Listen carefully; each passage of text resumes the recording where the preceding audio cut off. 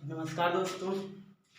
जैसे कि हमने आपको बता रखा हूँ 2-4 सवाल, लेकिन आज जो है हम सोच रहा हूँ कि पूरा आपका इस चैप्टर का जो द लैप्लास ट्रांसफॉर्म जो है, इस पूरे चैप्टर का जो मतलब फार्मूला जो है वो सारा मैं सोच रहा हूँ कि एक वीडियो में रख दूँ ताकि आपको भी पढ़ने में कोई दिक्कत ना आए।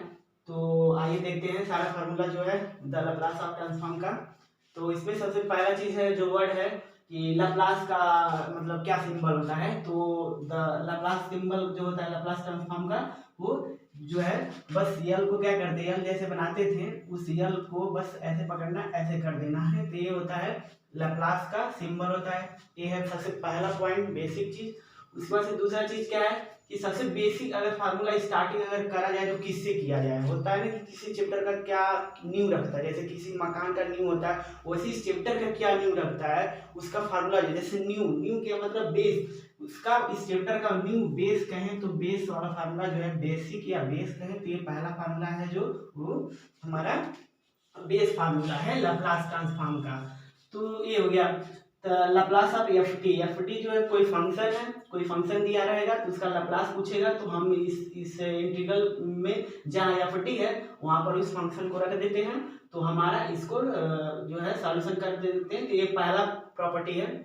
और दूसरा क्या है कि कोई फंक्शन है अगर टी टू दी पावर यानी टी के पावर में कुछ भी हो, हमने स्टार्ट किया है बट हम जो है अभी सोच रहा हूँ कि सारा फार्मूला बता दूं। तो इसमें पहला जो है, इसमें जैसे मान लीजिए टी पे पावर कुछ भी दे दिया है, चाहे 5 6 7 8 नंबर करके टी पावर 8 टी पावर कुछ भी दे दिया रहेगा, एन फॉर कोई रियल नंबर है, रियल नंबर दे दिया रहेगा तो उसका जो है लैप्लास ट्रांसफॉर्म इस तरीके से करते हैं। और दूसरा जो है हमारा लैप्लास ट्रांसफॉर्म एक्सपोनेंशियल फॉर्म में अगर होगा, अगर e टू दी पावर के रूप में कोई भी चीज जैसे 580 दिया हो, ये क्या कोई नंबर होगा, ठीक है। 80 ऐसे 80 कोई ऐसे वेरिएबल ऐसे नहीं रहेगा तो 5t 80 ऐसे करके आई पे पावर -2t ऐसे करके कुछ भी दे दिया रहेगा। तो ये जो है वहां पर हम जो है एक्सपोनेंशियल वाला Laplace of e to the power 80 का क्या होता है 1/p - a होता है। तो इस वाले को हम यूज करेंगे जहां p जो है ग्रेटर देन a। ऐसा क्यों क्यों ग्रेटर देन p जो है a होना चाहिए, तो इसका रीजन ये है कि अगर बराबर हो जाए या छोटा हो जाए, अगर बराबर हो जाता है तो इसकी वैल्यू क्या हो जाएगी 1/0 हो जाएगी। अगर ये बराबर हो जाता है तो 1/0 हो जाएगी। 1/0 का मतलब क्या, इनफाइनाइट हो गया। इनफाइनाइट हो गया तो लैप्लास ट्रांसफॉर्म एग्जिस्ट ही नहीं करेगा, तो इसलिए इससे ग्रेटर देन होना चाहिए। ये चीज हो गई बेसिक चीज।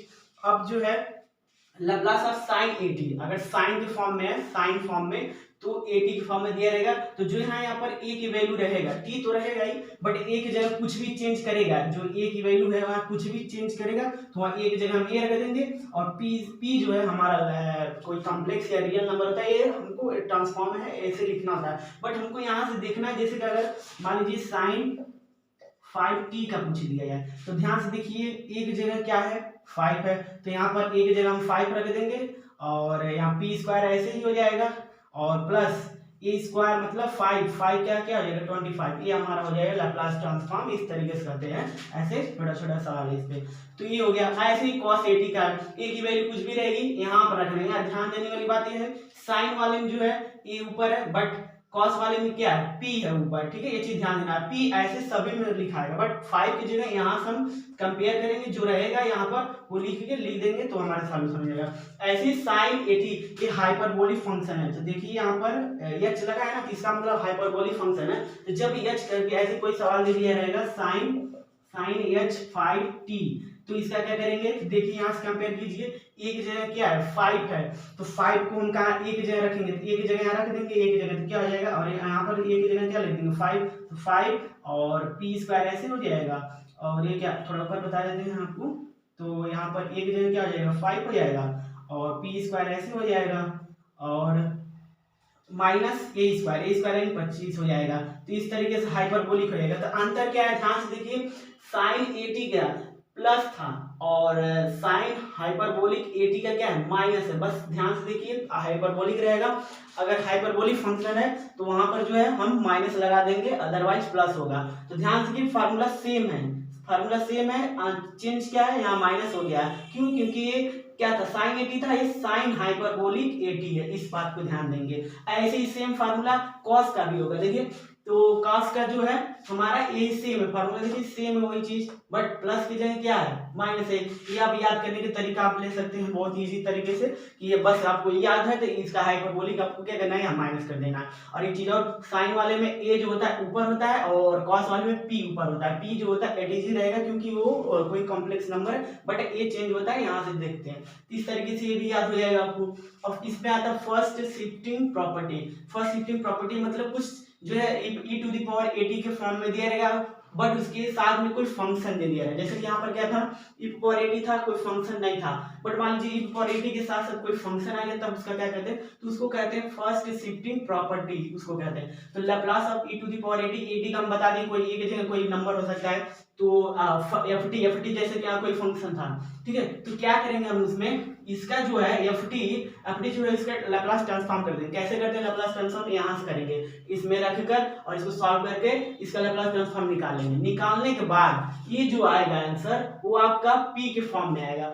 p के फॉर्म में जब आया रहेगा तो p की जगह क्या करना है, जैसे मान लीजिए कोई हमने सॉल्व किया, वो आ गया आपका 1 करके 1/p² प्लस 2 आ गया। मान लीजिए इसको कोई फंक्शन यहाँ पर दिए और सॉल्व किए इस फंक्शन को, तो इस रूप में आएगा। तो अब क्या करना रहेगा, लैप्लास ट्रांसफॉर्म जो है e to the power at ft का फर्स्ट शिफ्टिंग में, तो ध्यान से इसको हम लैप्लास ट्रांसफॉर्म कर दिए। अब क्या करते हैं फर्स्ट शिफ्टिंग में यहाँ a की वैल्यू मान लीजिए कुछ दिया रहेगा, a की वैल्यू हमने हम जब आपको कुछ बताया वैसे दिया है, तो a की वैल्यू को क्या करेंगे, p की जगह p माइनस a, मतलब a की जगह उस नंबर को रख देंगे, तो p की जगह 1 क्या हो जाएगा, p माइनस a का क्या हो जाएगा होल स्क्वायर हो जाएगा प्लस 2 हो जाएगा। तो इस चीज को ध्यान देंगे आप। तो a की क्या a करना, यहाँ से वैल्यू आपको पता चल जाएगा, तो ये आपको ऐसे सॉल्व हो जाएगा। तो ये फर्स्ट शिफ्टिंग हो गया।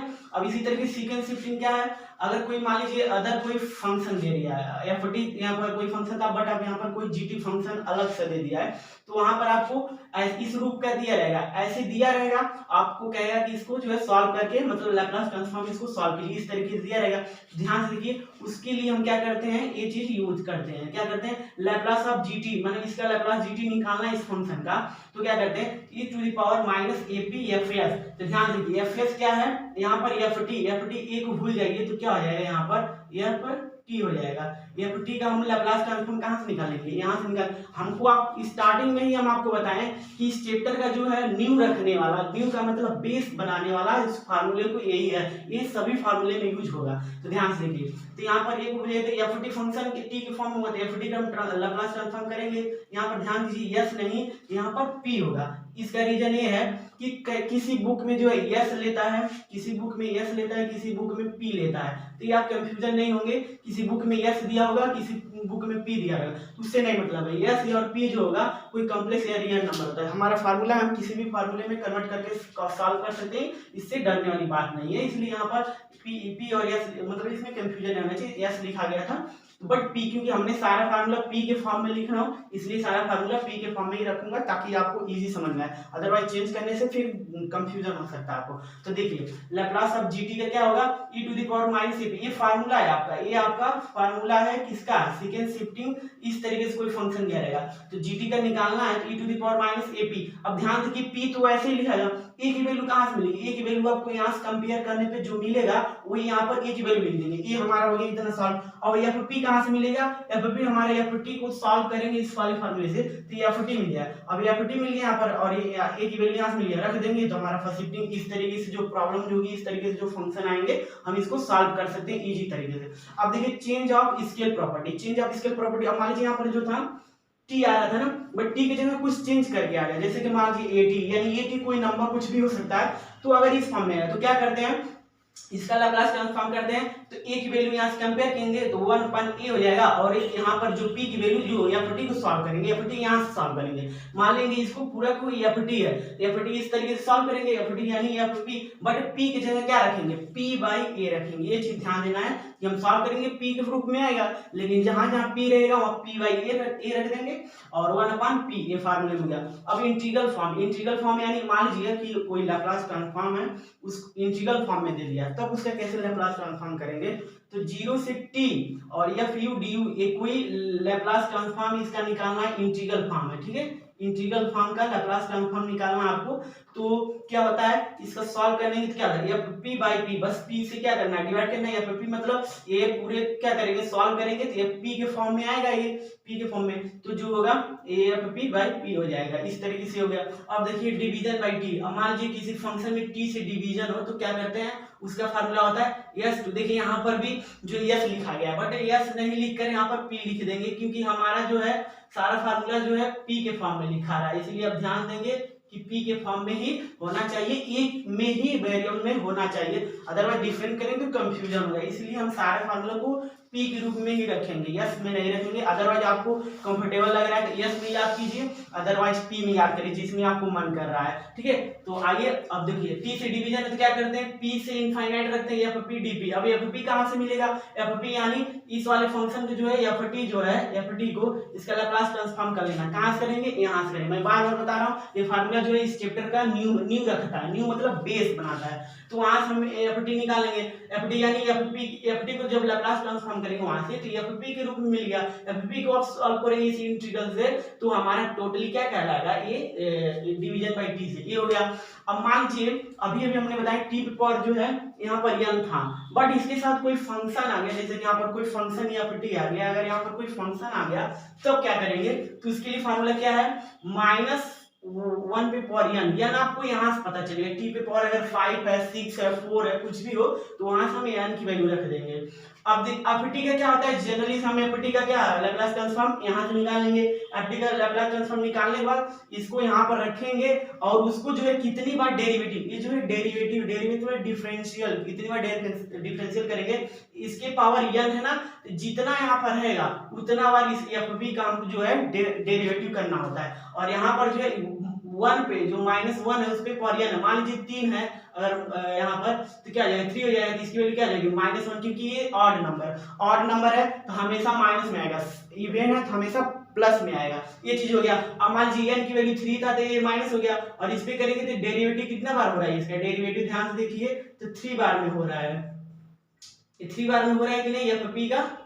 तो इस तरीके से 3 बार इसका डेरिवेटिव निकाल लेंगे, इसका डेरिवेटिव 3 बार निकाल लेंगे, ये हो जाएगा। इस तरीके से इसको सॉल्व कर सकते हैं एक साथ। ये कब लगाते हैं, जब टी पे पावर n हो और कोई फंक्शन दिया हो, अदरवाइज अगर फंक्शन नहीं है तो ये वाला फार्मूला इजीली हम लगा सकते हैं, ठीक है।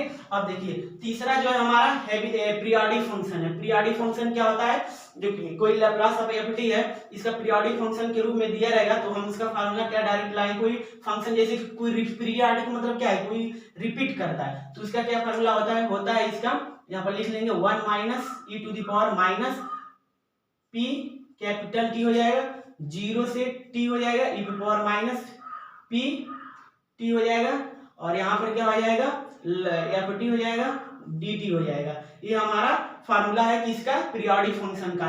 ये t जो है क्या है, वो पीरियोडिक मतलब दिया रहेगा, कितनी बार रिपीट हो रहा है वो t की वैल्यू हो जाएगी और जनरली हो जाएगा। इस तरीके से हम इस चैप्टर का सारा फार्मूला याद करेंगे, और इस तरीके से अब आगे हम जो है सवाल इन सभी पे लगाएंगे और एक्सरसाइज सॉल्व करेंगे। तो इसलिए सारे फार्मूलों को आप याद कर लीजिए, तब मिलते हैं हम आपको इन सभी बेस पे क्वेश्चन लगाते हैं। तब तक के लिए धन्यवाद।